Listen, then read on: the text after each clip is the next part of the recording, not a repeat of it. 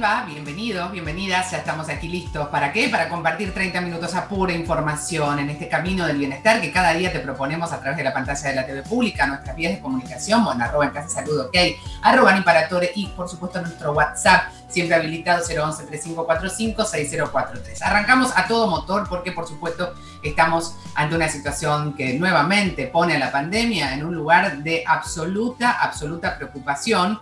Siempre estuvimos en pandemia, como lo venimos diciendo con nuestro querido Oscar Atienza desde el comienzo, nunca se finalizó. Por eso estamos con él arrancando esta nueva jornada de martes. Oscar, ¿cómo estás? Bienvenido.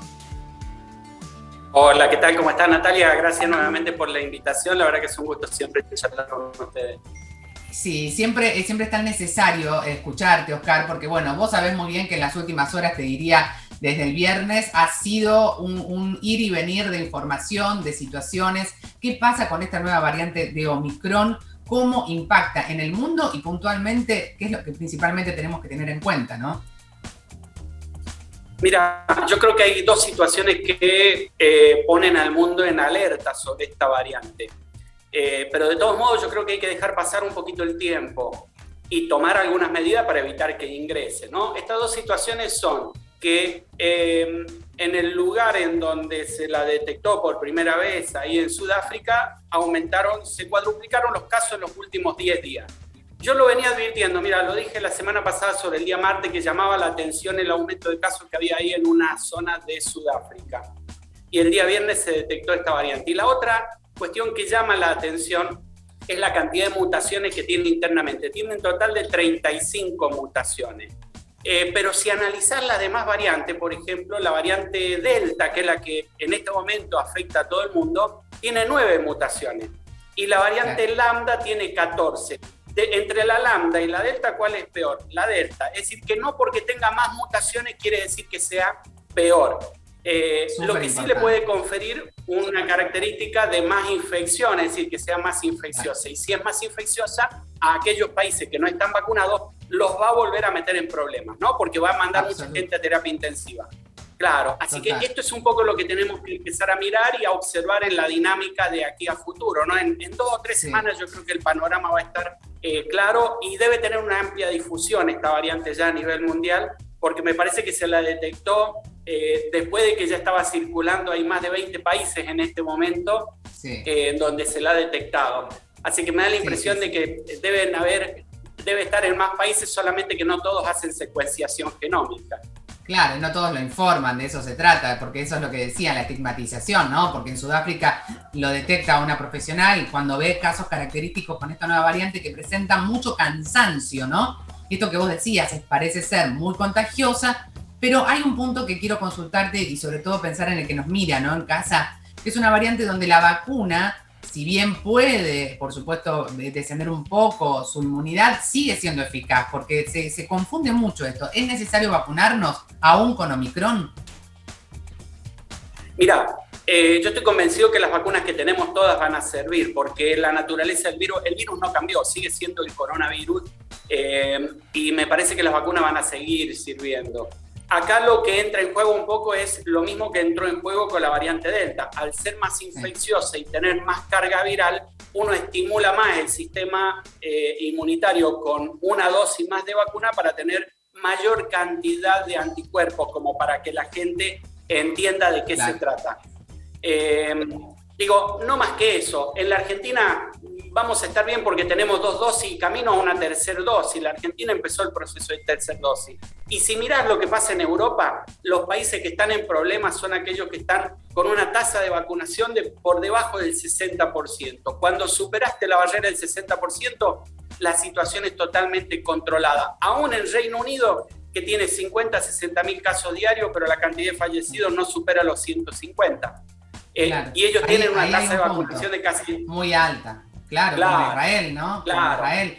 Y es muy importante lo que decís, Oscar, porque en realidad esta nueva variante claramente va a producir más contagios, pero lo importante que siempre decimos de las vacunas desde el día cero es que la vacuna lo que evita es la forma grave de la enfermedad y la muerte. Esencialmente ese es el principal objetivo. Totalmente. Digo, lo que evita el contagio es el barbijo y lo que evita la muerte y la terapia intensiva es la vacuna. De modo que si uno usa buena calidad de barbijo, y lo vuelvo a repetir, buena calidad de barbijo todos los días y sale a la calle con buena calidad de barbijo, no se va a contagiar. Y si tiene la vacuna, en caso de que se contagie, porque en algún momento se relajó, va a evitar ir a la terapia intensiva. Y eso lo estamos viendo claramente. Mira, Estados Unidos tiene un promedio de 2.000 fallecidos por día. Tiene 58% de tasa de vacunación.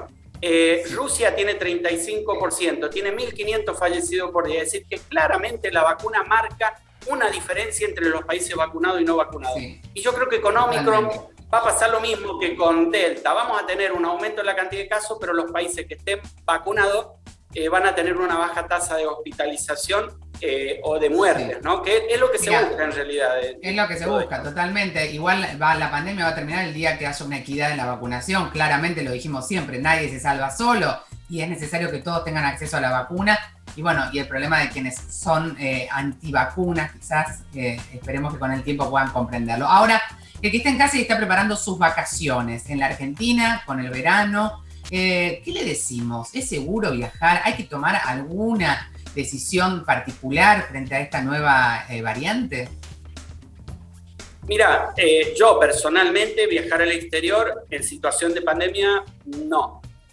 Por varios motivos. Primero porque hay no solo la Omicron, sino que hay muchas variantes de mucha preocupación. Nosotros tenemos acá en la región la variante Mu, que es una variante compleja, que yo creo que en algún momento va a terminar haciendo lo suyo la variante.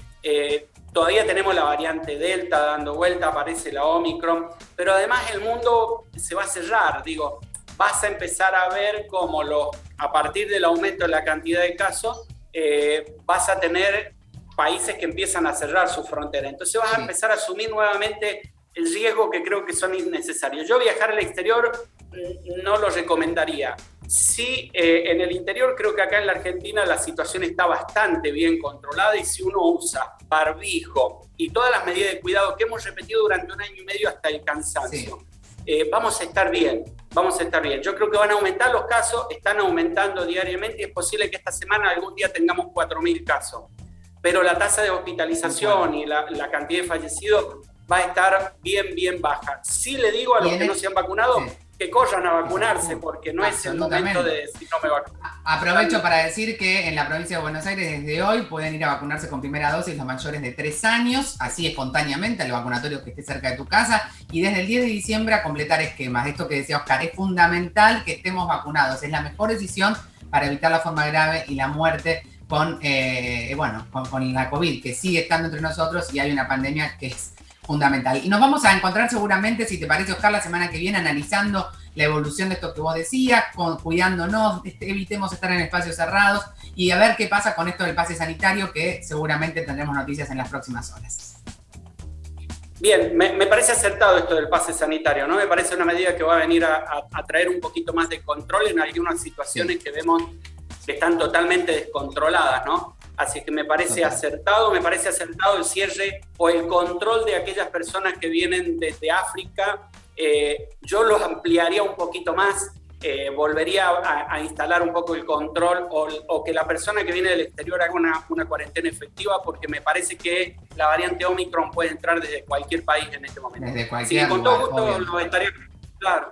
Y con todo gusto los acompaño la semana que viene y analizamos todo esto. Perfecto, Oscar. Y ¿sabes qué? El que está en casa, si quiere seguir charlando con vos, lo puede hacer a través de tus redes sociales en @OscarAtienza. Acá lo tengo, @OscarAtienza. Ahí lo ven, con doble A, Oscar Atienza. Lo siguen ahí en sus redes sociales a Oscar, que siempre tiene info súper confiable y evitamos todo lo que tiene que ver con la infodemia y demás. Bueno, Oscar Atienza, un beso grande. Gracias a ustedes, que anden bien, nos vemos. Chao, querido Oscar. Bueno, y pasamos a hablar de otro tema. Quizás es algo mucho más doméstico, real, a lo que te sucede a vos que estás en casa, que nos sucede prácticamente a todos, mujeres, hombres, y tiene que ver con la celulitis, que tiene, por supuesto, pésima prensa, pero que tiene un montón de cuestiones que tenemos que saber, conocer y manejar. Por eso ya está con nosotros la doctora María Ángeles Jofré. María Ángeles, ¿cómo te va? Hola, buenos días, ¿cómo están? Bien, con muchas ganas de charlar con vos, bueno, más allá de la pandemia, de esta situación que por supuesto nos atraviesa, nos condiciona y con la que convivimos, hablar también de nuestro bienestar, más allá del COVID, es muy importante. Y la celulitis tiene que ver justamente con una cuestión de salud, puntualmente, más allá de lo estético.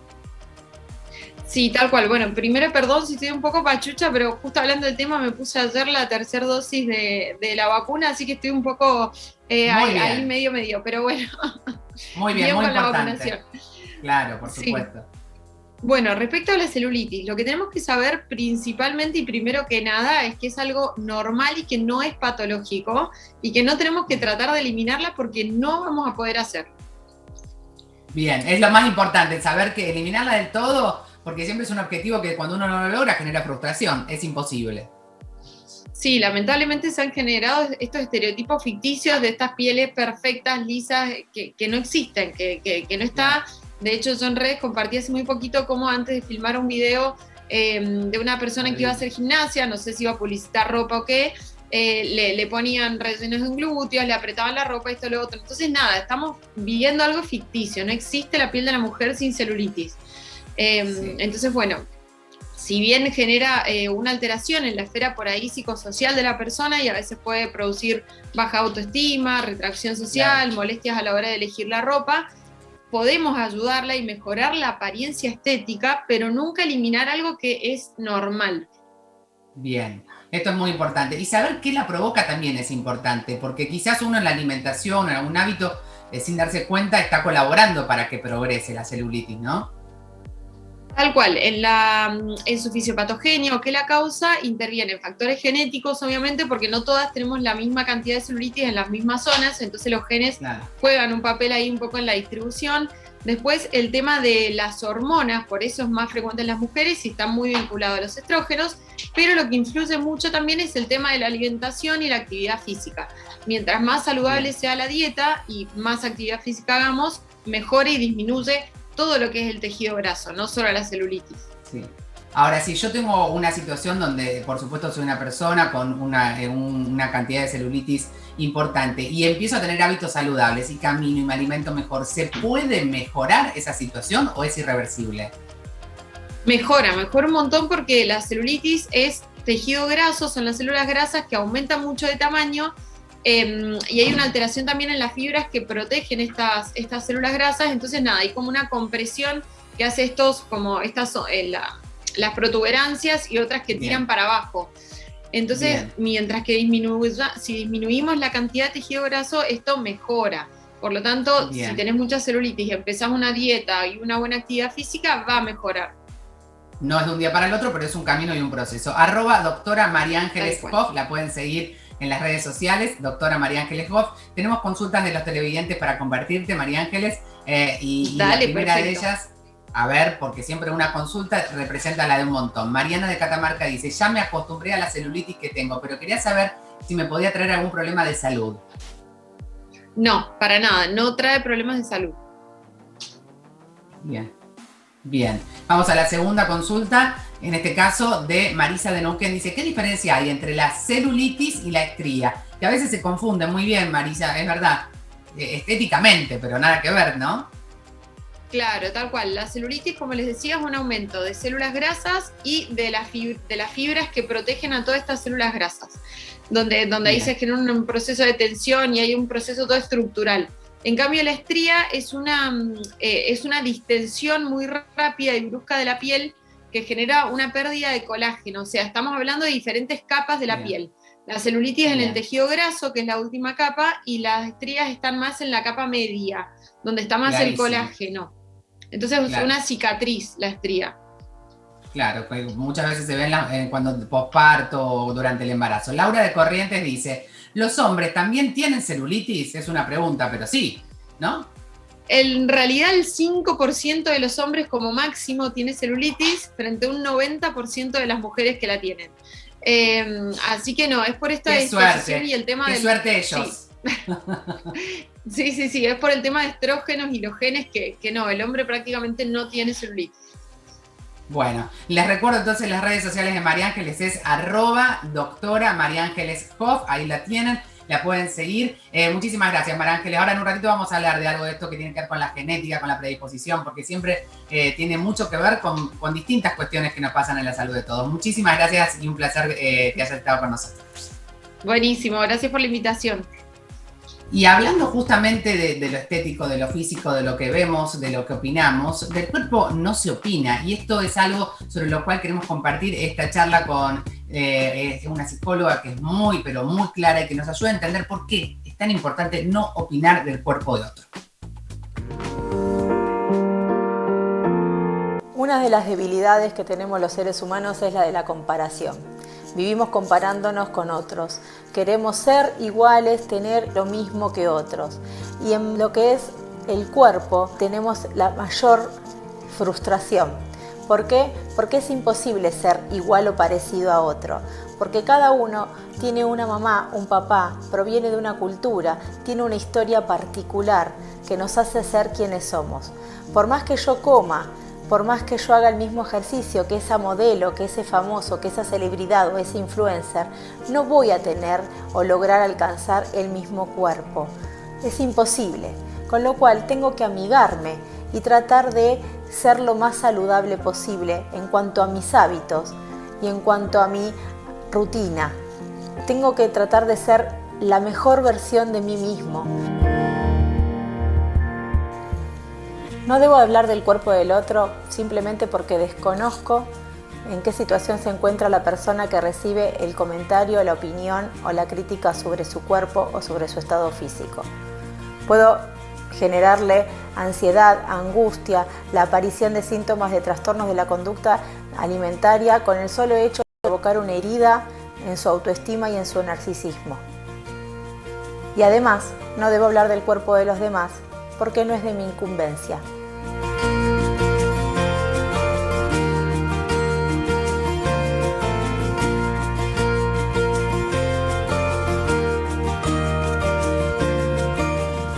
Claro, hablar sana, hablar hiere, tenemos que tener tanto cuidado respecto a cuando entramos en un circuito de opinión sobre una cuestión que tiene que ver con algo tan personal como es el cuerpo, ¿no? Y justamente hoy es el Día Internacional de la Lucha contra los Trastornos Alimentarios, por eso es que queremos hablar con una referente del Hospital Posadas, la doctora María Cristina Mazzali Acosta. María, ¿cómo estás? ¿María o Cristina te llamo? ¿Cómo te gusta más? María está bien. Muy bien, María. Bueno, viste que recién compartíamos la importante de no opinar sobre el cuerpo de otro. Y los trastornos alimentarios en algún punto también a veces están muy vinculados a la mirada de los adultos, por ejemplo, frente a los adolescentes. ¿Y cómo impacta esto y de qué manera vos estás viendo que produce un efecto en general negativo, ¿no? Pero absolutamente. O sea, si bien los trastornos de la alimentación son multifactoriales, hay muchas causas predisponentes, estos estándares de belleza a los que estamos sometidos continuamente son fundamentales. El acceso a redes, ¿no? A información, es clave en una edad en la que el aspecto físico, el relacionarse con los demás es fundamental. Sí, vos que sos especialista en adolescencia, me parece fundamental esta mirada, ¿no? Porque es un proceso donde, por supuesto, naturalmente hay una crisis. Recién hablábamos con la dermatóloga que nos hablaba de los estereotipos, de esto de la celulitis, de lo que vemos en redes sociales, de la forma de consumo hoy de este segmento de nuestros adolescentes a través de una idealización. ¿Qué podemos hacer frente a esta situación los adultos para poder guiar a nuestros hijos y por supuesto acompañarlos y evitar o detectar a tiempo si es que existe algún trastorno? Y en realidad escucha sobre todo y acompañamiento, en una etapa, como vos decías recién, donde hay duelos que son característicos y esos duelos los transitamos todos y lo vamos a transitar todos, pero bueno, de una manera acompañada y lo más saludable posible, ¿verdad? En cuanto al diagnóstico o a detectar, a veces es difícil desde casa, a veces empieza de una manera muy gradual, con algunos cambios de hábitos que se van dando quizás sutilmente, entonces nos suele pasar que la consulta es tardía y suele ser en etapas avanzadas de la enfermedad. Claro, y cuando hablamos de trastornos, ¿qué tipo de trastornos? Porque uno piensa solamente en la bulimia, en la anorexia, que son, bueno, los que tienen por ahí más, son más conocidos, pero en realidad existen un montón de otros trastornos en la alimentación. Sí, en realidad hay una clasificación grande, la anorexia, la bulimia, como vos decías recién, están los trastornos no especificados, ¿sí? Donde no cumplen todos los criterios para entrar en tal o cual, trastornos por atracones, pica, la verdad es que la definición, hay mucha clasificación, pero lo que comparten todos es una alteración en el hábito alimentario y una disconformidad con la imagen corporal, ¿sí? En algunos casos, como en el caso de la anorexia, hay una distorsión de la imagen corporal. Entonces, la paciente se mira al espejo y le devuelve un sobrepeso, se ve gorda, ¿sí? Más allá de que el peso real está muy por debajo de lo normal y de lo saludable. Vos a lo largo de tu trayectoria y tu conocimiento, ¿has notado un cambio en el tiempo respecto a cómo estos trastornos se van manifestando? Digo, ¿hay mucho impacto de las redes sociales y del consumo de un modelo quizás a lograr? Muchísimo, muchísimo. De hecho, hay acceso a tutoriales de YouTube donde les pasan tips y demás. Y también es muy importante el tema de la pandemia, de la distancia social. Hemos visto un aumento de casos de trastornos de la conducta y pacientes más graves, inclusive, de lo que veníamos viendo, ¿sí? O sea, el impacto de la pandemia en las adolescencias en relación a los trastornos de la conducta alimentaria y de otras patologías de salud mental, pero bueno, de los trastornos puntualmente fue clarísimo, ¿sí? Sí, a mí me parece también importante porque uno tiene una mirada quizás segmentada, pero trabajando en un hospital como el Posadas, un hospital público donde hay una población muy amplia, me gustaría que quizás hagas un balance de esto que decías, la pandemia y las problemáticas más habituales, y sobre todo cuando nosotros hablamos, acá siempre intentamos educar en salud, y ante algunas de estas cuestiones que vos manifestabas, alteración o cambio del ánimo, en cómo se ven, en cómo se visten, en cómo se manifiestan, en cómo se alimentan, hay que hacer una consulta ¿con quién? ¿A qué profesional lo llevo? No, en realidad la consulta puede ser con cualquier médico, ¿sí? Puede ser un pediatra, clínico, médico de familia, no hace falta puntualmente que sea un especialista, lo importante es que estén sensibilizados con la problemática. Yo creo que cada vez, colegas, hay mayor sensibilización al respecto porque son mayor los casos, ¿sí? Entonces, quizás la consulta no suele ser directamente por una alteración en la alimentación, nosotros vemos que llegan a través de ginecología por consecuencias del trastorno, por consecuencia del descenso de peso, ¿no? Por ejemplo, una de las consecuencias es que se suspende la menstruación. Bueno, consultan desde ginecología por una suspensión de la menstruación. Y ahí empezás a preguntar y bueno, empiezan a aparecer una serie de conductas que son insalubres. Sin dudas, sin dudas. Bueno, María Cristina Masali Acosta, muchísimas gracias. Hablar de los trastornos en la alimentación es fundamental, visibilizarlos y por supuesto poder abordarlos. La detección temprana salva vidas sin duda y mejora la calidad de vida de quienes lo padecen. Te mandamos un abrazo grande a vos y a todos los profesionales del Posadas. Muchas gracias. Adiós. Hasta luego. Hoy, mira, tuvimos un programa, vos que estás en casa, en el que hablamos al comienzo de la predisposición genética quizás para tener celulitis, de esto que hablábamos recién con María, sobre las alteraciones en la alimentación, de la opinión quizás de lo que vemos y del cuerpo. Por eso la genética toma un lugar de preponderancia y es un tema del que poco se habla en los medios de comunicación. Por eso quisimos hoy tener el placer de hablar con Ricardo y Lázaro Filo. Ricardo, ¿cómo te va? Bienvenido. Buenos días, Natalia. Gracias. Un placer. Bueno, hablar de cuidar nuestra salud, de hacer un mapeo genético, hablar de eso parecía algo inaccesible, imposible, pero hoy lo es y me gustaría que nos cuentes para qué nos sirve tener un dato genético de nuestra vida, ¿no? Tan personal y tan individual. Bueno, la genética está evolucionando mucho en los últimos años. Es una ciencia más nueva, entonces estamos descubriendo mucha cosa, las predisposiciones genéticas. Por ejemplo, sobre su cuerpo, los alimentos que son mejores para comer, los tipos de dietas y mucho más, como por ejemplo los ejercicios. Entonces hay algunas personas que van a tener más resultados con un tipo de ejercicio, con más fuerza, otros con, por ejemplo, de resistencia.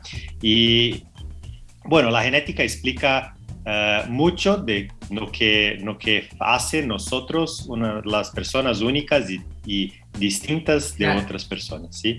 Y ahora, el mapeamiento se quedando más barato.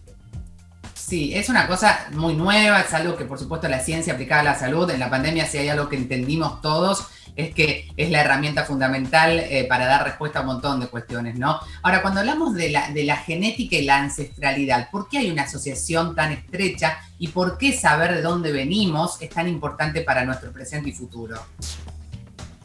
Sí. Entonces, la genética, yo siempre digo que la genética explica el pasado y también el futuro. El pasado porque tenemos en nuestro ADN, en todas nuestras células, las informaciones de muchas generaciones atrás. Entonces, si tenemos una ancestralidad de Europa y de qué lugar de Europa, y por ejemplo, si tenemos también la ancestralidad acá de América, yo no sabía, pero yo tengo 2% de ADN de poblaciones nativoamericanas, poblaciones originales de acá de América. Eso es posible descubrir con un test genético. Y saber eso es muy importante.